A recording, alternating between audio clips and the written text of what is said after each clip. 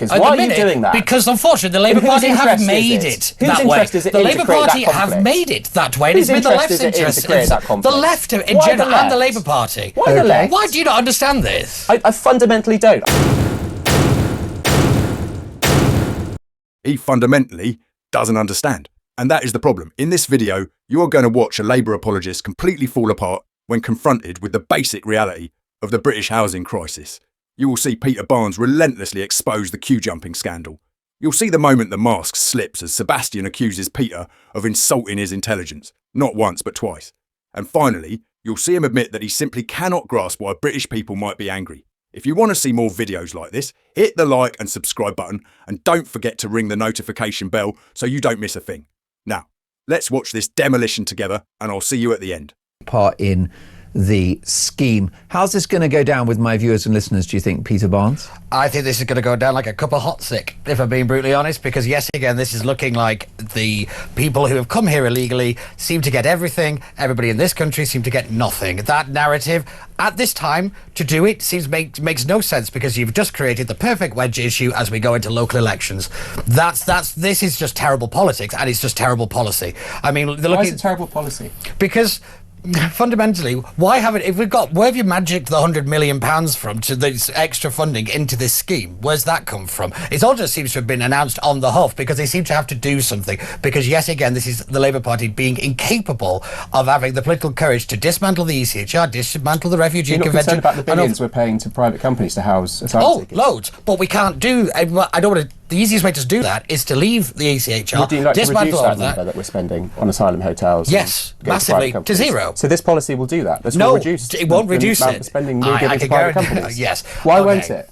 Because yet again, this is the same thing that we hear time and time again, that unfortunately that's not how this will work, because you'll then find that these companies will have investments in the building firms and all the rest of it. These companies aren't just a one single block. That's the point. But if you use public money to buy houses that you put asylum seekers in, you don't then have to house those asylum seekers in housing that is paid for is owned by private companies. Yes, I understand the logic of that. Right. Yes, but do we really think it's going to be a stop at 100 million? Do we really think it's going to be delivered on time? Do we really think anything is going to be actually deliverable? That's speculation. We can't see the future. But what I'm asking you, Peter, is it a good policy? And I think it is, and you seem to have accepted it is as well, because it's going to save taxpayer money. Because on the fundamental basis, do you know what I actually care about? Giving the people of this country the £100 million to build council houses so they can live in them. And they will, because as you know, this is specifically for refurbished homes for asylum seekers. So have a look at the policy. How is that for the local people? Because, as you know, these are being leased to local councils for 10 years, then they are going to be... Oh, so the people in this country have to get to the back of the queue. Is that what the Labour Party are now arguing? If you allow me to, and I'm sorry that I'm explaining the policy to you, this feels awkward, but you know they're going to be used for asylum seekers for 10 years, then they're going to be used by councils for whatever they want. So yet again, the Labour Party's position is Brits to the back of the queue, asylum seekers to the front of the queue. No, it's save taxpayer money and then create council houses that last forever. Brits to the front of the queue. Brits are at the front. But you just said asylum seekers at the front of the queue. Because what queue are we talking about? I'll give you the queue. The queue of 1.3 million people who are currently sitting on a housing waiting list. Yes. 1.3 million people. So I think the 1.4 should be the asylum seekers. And the first 1.3 you've talked about a queue. Which queue are you talking about? That queue. The list of people that need a council house that is being ignored, put to the back of the queue for people that have come into this country. That list has gone up 3% under Labour, by the way. People waiting for social housing. Look, I think I'm the only councillor in the room. I really hate to explain all this, but this is not one queue. There is a queue that if you come and you need council housing, you are banded, and that is done on a needs assessment. So it doesn't matter where you're from. Yeah. The most important thing is how badly are you in need. There's a lot of people in need at a lot of different levels. Terribly no one's ill, denying you've got a lot of children, you're not making enough money, you're going to be banded quite highly.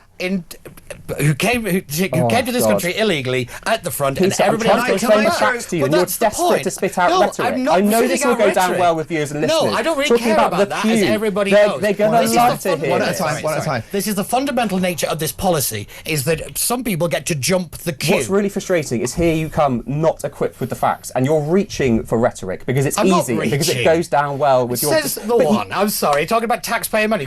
You've accepted that this will save taxpayers money. So you conceded on that point. On a speculation, in the short term. by the way, to in use the short your term. word, in the speculation, because you just by your Do I own have to repeat argument. this? Yes. I'm going to throw Sebastian. The point is at the moment is that people are more angry about them being in hotels, and I think this is an effort to get people out of here in the first place. No hotels. matter where you house them, they don't want them in the country. I think that's the anger. This is what the Labour Party have really got wrong. They think if you just keep moving them around, then the anger will go away. People want them out of the country, and that rightly, that supply stopped. That's how you fix the problem. All you're doing is shuffling pieces around the board. You're not aiming to win the game. Well, let's take another angle to this. People are angry about hotels, and you can take them out and put them into a derelict property. That's a good thing. And then if 10 years' time that reverts to the council and they can use that for anybody who needs it, then overall everybody is Brits just happy. has to put up and shut up then for 10 years. Is that the think argument? so. Did I say that? No. Well, essentially you did, No, because I you don't said think so. you That's say a that they've gross got to wait misunderstanding. because you've got to wait 10 years for this 1.3 million people that Well, are yes, waiting because- right now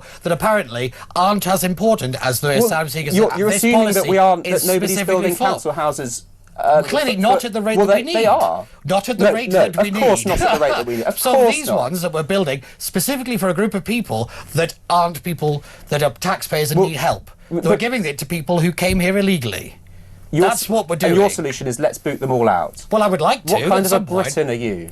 What kind of a Briton are you when you say nobody must come to our country and seek our help? Well, I didn't say that from either, war-torn Sebastian. countries? No, You I did. didn't. Because you No, said... I didn't. Well, do you want any asylum... Well, let's focus on this. Do you want any asylum seekers in this country? If you come with a legitimate cause, yes. My problem is I don't agree with most of the legitimate causes. Peter, do you understand how the asylum system yes, works? please continue to insult my intelligence. Well, every no, time we because sit you've together. just betrayed a complete misunderstanding of the asylum system.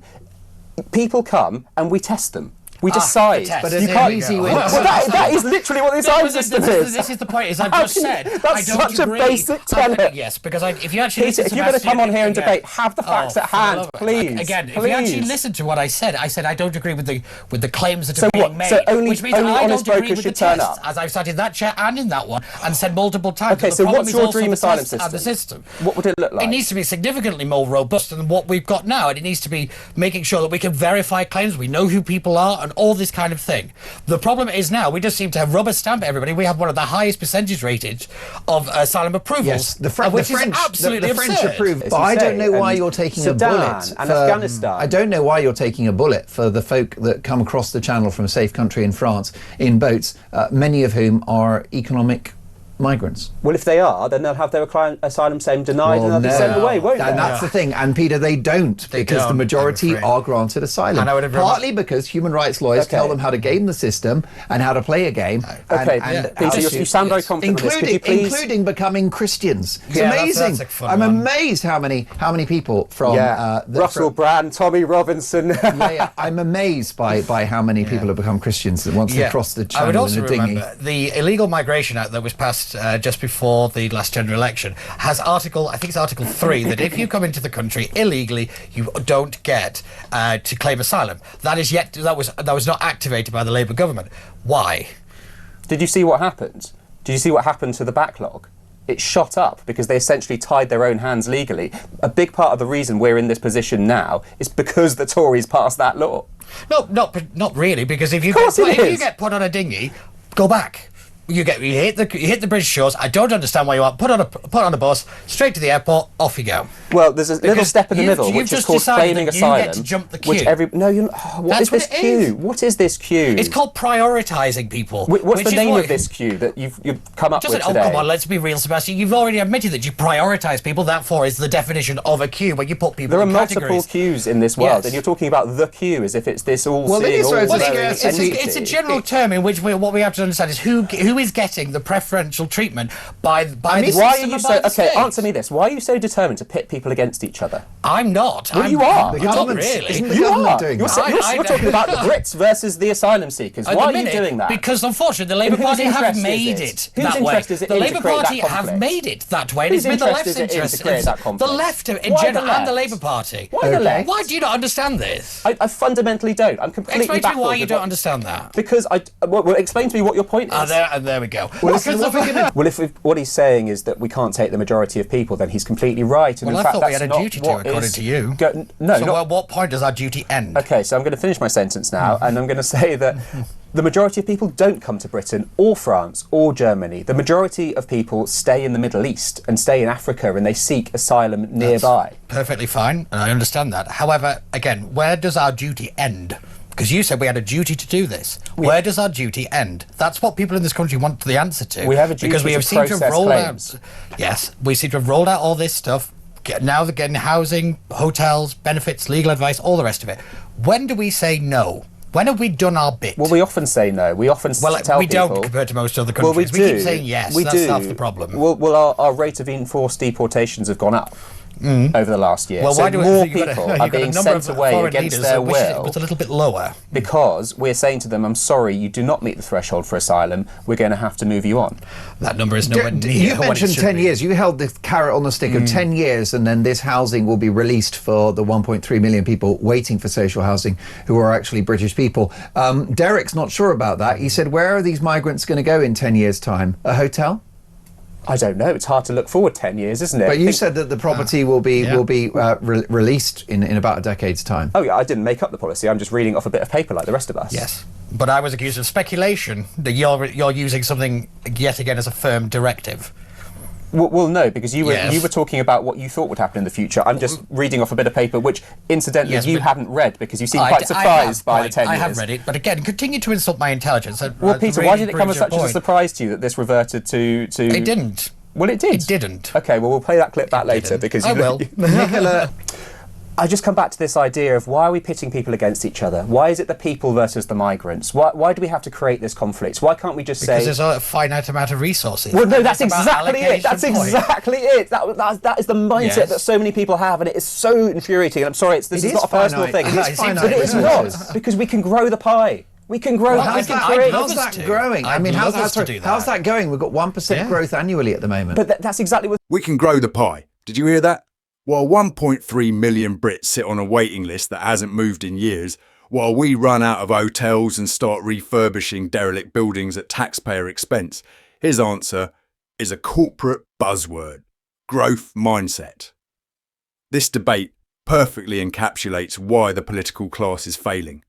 Peter Barnes brought facts, numbers, and the reality of the British border.